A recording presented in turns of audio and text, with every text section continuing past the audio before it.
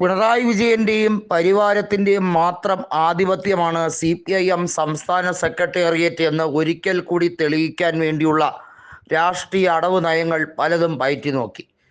KK ശൈലജയെ എങ്ങനെയും ഉൾപ്പെടുത്താതിരിക്കാൻ പരമാവധി നീക്കങ്ങൾ നടത്തി. എന്നിട്ടും ശൈലജ കൃത്യമായും സംസ്ഥാന സെക്രട്ടേറിയറ്റിൽ എത്തിപ്പറ്റിയിരിക്കുകയാണ്. നമുക്കറിയാം, അതിനകത്ത് അനർഹരായ പലരും കടന്നുകൂടി എന്ന റിപ്പോർട്ടുകളുണ്ട്. അതിനകത്ത് മുഖ്യമന്ത്രിയുടെ മരുമകൻ എങ്ങനെയാണ് സെക്രട്ടേറിയറ്റ് അംഗമായത് എന്ന് ചോദിച്ചാൽ, അദ്ദേഹത്തിനേക്കാൾ സീനിയോറിറ്റിയുള്ള പാർട്ടി നേതാക്കൾ നിരവധിയുണ്ട്.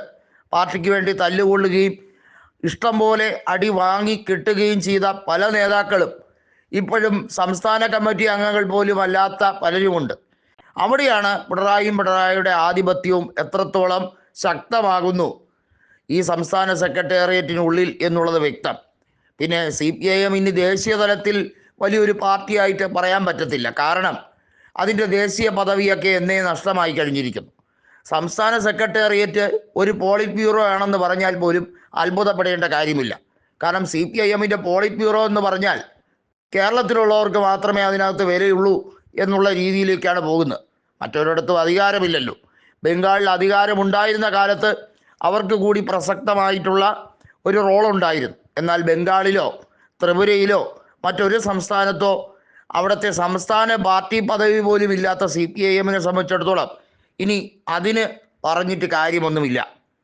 നിലവിലെ രാഷ്ട്രീയ സാഹചര്യം KK ശൈലജയ്ക്ക് അനുകൂലമാണ് എന്ന് പറയുന്നവർ നിരവധിയാണ്. പിണറായി വിജയൻ്റെ ഏറ്റവും കൂടുതൽ വിമർശനം ഒളിഞ്ഞും തെളിഞ്ഞും നേരിടേണ്ടി വന്ന വ്യക്തിയാണ് ശൈലജ എന്ന് പറയപ്പെടുന്നുണ്ട്. PPE കിറ്റ് അഴിമതി മുതൽ നിരവധിയായ ആരോപണങ്ങൾ ശൈലജയ്ക്കെതിരെ വന്നപ്പോൾ അന്ന് അവർ പറഞ്ഞത് കൃത്യമായൊരു മറുപടിയാണ്. എല്ലാം മുഖ്യമന്ത്രി പറഞ്ഞിട്ടാണ് ഞാൻ ചെയ്തത്, അല്ലാതെ ഞാൻ ഒറ്റയ്ക്കൊരു തീരുമാനം എടുത്തിട്ടില്ല. എല്ലാം ബഹുമാനപ്പെട്ട മുഖ്യമന്ത്രിയുടെ മാത്രം തീരുമാനമായിരുന്നു എന്ന് പറഞ്ഞ് അവർ നൈസായിട്ട് ഒഴിയാൻ പലതവണ ശ്രമിച്ചതാണ്. ഏതായാലും കേരളത്തിൽ ഇടതുപക്ഷത്തിനൊരു വനിതാ മുഖ്യമന്ത്രി എന്ന ചിന്ത പിണറായിയെ പ്രതികൂലിക്കുന്ന പലരും കണ്ണൂർ ജില്ലയിൽ തന്നെ ഉയർത്തിവിട്ടിരിക്കുന്ന ഒരു സ്വരമാണ്.